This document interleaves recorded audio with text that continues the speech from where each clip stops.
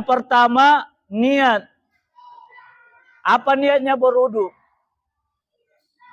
Niatnya berwudu. Nah, ini kita sama-sama belajar. Karena belajar ini, ilmu agama 1, 2, ini pahalanya besar sekali. Nah, yang pertama niat. Niatnya berwudu. Nawaitul wudu'a lirafil hadasil akbar fardul lillahi ta'ala. Nawaitul wudu'a lirafil hadasil asgar fardul lillahi ta'ala. Assalamualaikum warahmatullahi wabarakatuh. Waalaikumsalam warahmatullahi wabarakatuh. Alhamdulillah wassalatu wassalamu ala rasulillah. Ya, pertama-tama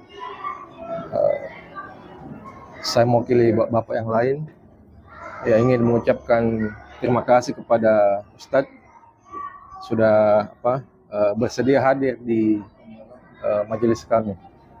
Ya, mudah-mudahan bisa konsisten ya, mudah-mudahan bisa rutin. Kemudian yang kedua, sebenarnya saya agak kaget kita bahas wudu, Ustadz, kita bahas fikih. Ya karena ya mohon maaf ini di teman-teman itu ada sebagian saudara-saudara muslim kita, mungkin kita juga tahu ya yang mereka itu menghindari membahas fikih karena katanya kalau kita bahas fikih nanti kita pecah, nanti kita berbeda pendapat. Yang katanya kita harus bahas itu ya bagaimana mensucikan hati, bagaimana mengajak orang ke masjid, bagaimana kita mengajak orang berdakwah begitu. Jadi saya sebenarnya agak kaget malam ini kita bahas wudu karena biasanya teman-teman itu utamanya dari Temboro kan biasanya bagaimana mengajak orang sholat begitu, Ustaz. Artinya dia tidak masuk ke ranah fikih karena mereka khawatir kalau masuk di fikih nanti timbul perbedaan pendapat dan timbul perselisihan. Dan katanya supaya kita menghindari pecah hati begitu, Ustaz. Jadi bagaimana menurut pendapat tentang itu? Assalamualaikum warahmatullahi wabarakatuh. Tadi dibicarakan masalah rukun wudhu. Nah, saya mau tanyakan di sini, mengapa tidak termasuk mencuci mulut, hidung, dan telinga itu termasuk rukun wudhu? Nah, itulah salah satu pertanyaan saya. Assalamualaikum warahmatullahi wabarakatuh. Assalamualaikum warahmatullahi wabarakatuh. Waalaikumsalam. Barangkali untuk lengkapnya penjelasan ini, tadi kan Ustaz bilang ada sunnah, ada makruh, ada yang membatalkan. Kalau bisa dijelaskan dulu semua itu supaya satu paket. Ya, kemudian bagaimana kondisi tempat pengambilan wudhu, pokoknya di kampung apa, itu kan biasa kita kasih turun tangan di tempat itu baru dikasih gini. Bagaimana itu? Kemudian bagaimana kondisi rumah kita bahwa sumber air itu hanya dalam toilet. Bagaimana itu kita mengambil wudhu di dalam toilet? Saya hanya minta penjelasan, klarifikasi saja. Pertama masalah niat. Ada bahasa Arab, ada bahasa Makassar, ada bahasa Bugis, bahasa Indonesia. Pertanyaannya, mana yang lebih afdal dan mana yang lebih banyak pahalanya? Satu. Kedua, sama dengan tadi, literatur buku-buku fikih itu membasuh telinga, ada gambar-gambarnya biasa, tapi kan tidak disebut tadi. Itu satu. Juga literatur itu mengatakan 3 kali, tapi kan tidak disebut. Dan itu kebiasaan kita umat Islam di Indonesia, bahkan di mana-mana pun 3 kali membasuh telinga dan sebagainya. Keempat tadi, apakah urutan-urutan ini sesuai yang dilaksanakan Nabi? Terima kasih. Assalamualaikum.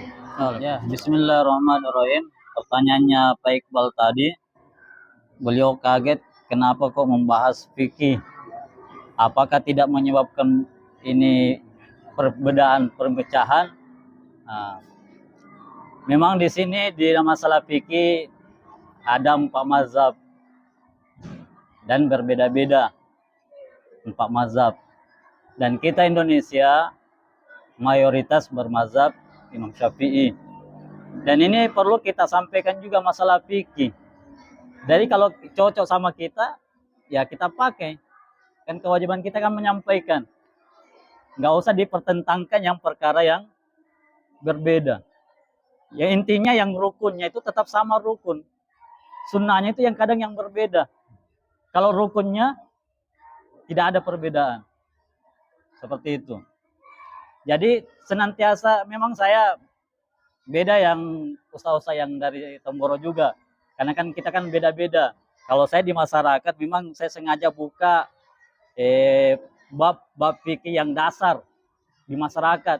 Karena orang umum, orang awam, banyak yang tidak tahu itu wudhu itu bagaimana sebenarnya. Ya, makanya biasa saya buka rata-rata ini yang saya pakai kalau bagi saya. Makanya kalau saya dipanggil ya saya begini. Dan itu saya akan pakai bab urut. Seperti itu. Jadi masalah adapun perbedaan, tetap ada perbedaan. Cuma ya kita ambil yang sesuai dengan sama kita. Cuma kalau masalah rukunnya itu tidak ada yang perbedaan. Yang wajibnya sama Ki. Cuma kalau memang sunnah-sunnah kayak kunut dengan kunut itu kan sunnah. Itu ada perbedaan. Ada yang boleh, ada tidak. Tapi kalau rukun dalam wudhu itu tidak ada perbedaan. Ya, kemudian yang kedua masalah kumur dengan hidung. Ya, ini tadi saya menyampaikan cuma rukunnya. Itu sunnahnya belum saya sampaikan karena ini memang lama memang ini belajar itu di pondok pesantren itu kalau di pondok saya 10 tahun Ki. Jadi nggak bisa satu malam maghrib selesai, tidak. Makanya perlu kalau ada estafetnya begitu. Jadi adapun yang ditanyakan tadi kenapa hidung, mulut tidak, itu sunnahnya. Sunnahnya. Nanti kalau ada pertemuan lagi nanti kita bahas sunnahnya. Ini yang saya bahas yang wajibnya, rukunnya. Nanti kalau dibahas ini saja pertanyaannya sudah banyak sekali nih. Ini kitabnya juga tebal. Nah, saya bahas karena pakai kitab, bukan asalan, ada dasarnya. Sunnah. Ya. Selain yang saya sampaikan tadi 6 itu yang lainnya sunnah. Nah, yang wajibnya yang tadi saya sampaikan ini kan babnya cuma satu saya sampaikan bab rukun. Nah ya, jadi supaya jelas itu babnya. Seperti itu. Bisa dipahami? Ya, beliau tadi bertanya bagaimana berwudu kayak di kampung itu pakai apa namanya di ember. Jadi pakai kola ember itu bisa saja, yang penting sebelum tangan dimasukkan itu dicuci dulu. Dan setelah itu kalau mau kita wudhu pakai tangan yang ini kita tangan ini kita niatkan sebagai timba. Jadi sebelum dimasukkan ini dicuci dulu supaya bersih, baru ini bisa masuk.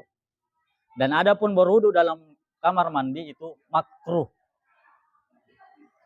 Caranya bagaimana? Kalau bikin ke rumah, bikin keran di luar.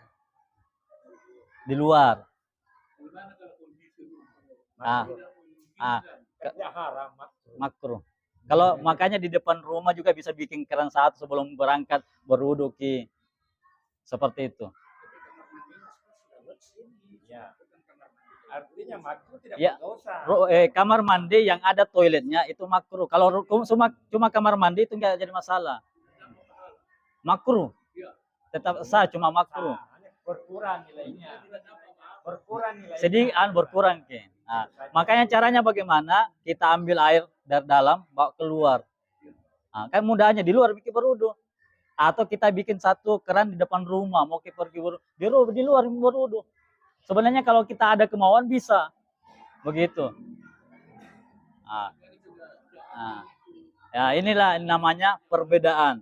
Dan adapun kata dalam usul fikih, al-khuruju minal khilaf, keluar dari perbedaan itu dianjurkan. Caranya bagaimana supaya keluar? Kita buat satu keran di luar. Itulah pentingnya belajar. Itu untuk hati-hatinya. Buat keran, apa salahnya cuma berapa harganya? Taruh di luar. Kan aman Ki, hati juga tenang. Supaya tidak khawatirkan percikannya itu air. Itu seperti itu. Enggak apa-apa. Iya, enggak apa-apa.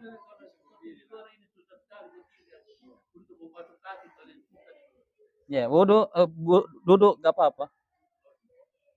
Ada lagi masih ada? Ya. Ini bahasa mana yang paling afdal? Bahasa paling abdul bahasa Arab.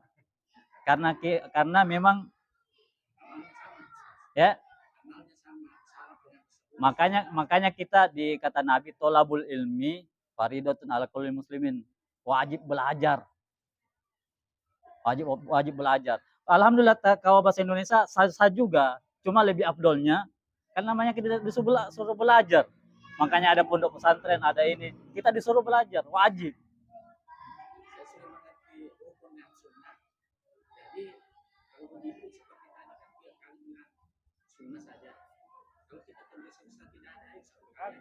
Wajibnya satu. Wajibnya itu satu. Cuma kalau untuk hati-hatinya kita sempurnakan 3. Sempat ada yang tidak kena. Iya. Wajib 1 kali, yang penting rata. Nah, khawatirnya kita ini beda orang. Kalau sahabat 1 kali, Nabi 1 kali, tapi betul-betul rata. Wajibnya dalam hadis itu 1 itu wajib. Tapi kalau mau kita sempurnakan sunnahnya 3 seperti itu. Nah, kalau wajibnya dapat pahala, sunnahnya dapat pahala lagi, bertambah ki. Nah.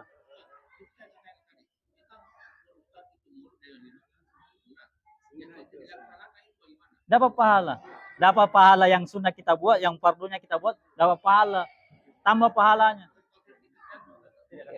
Kita dapat pada fardunya, tetap sah, pahalanya kurang, tapi wudunya sah. Cuma disempurnakan. Iya, sunnahnya dipakai, wajibnya dipakai supaya sempurna ki.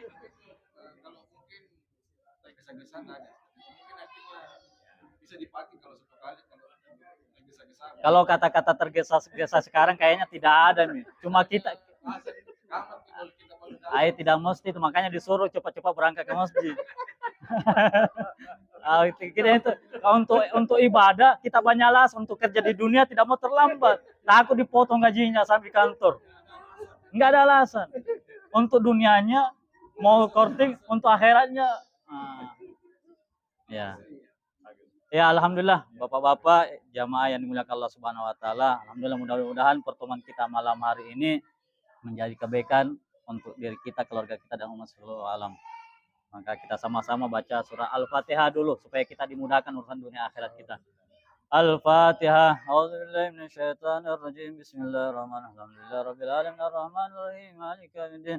Iyyaka na'budu wa iyyaka nasta'in. Ihdinas siratal mustaqim siratal ladzina an'amta 'alaihim ghairil maghdubi 'alaihim. Amin. Subhanallahi bihamdihi subhanaka wa bihamdika asyhadu an la ilaha illa anta astaghfiruka wa atubu ilaik. Assalamualaikum warahmatullahi wabarakatuh. Waalaikumsalam.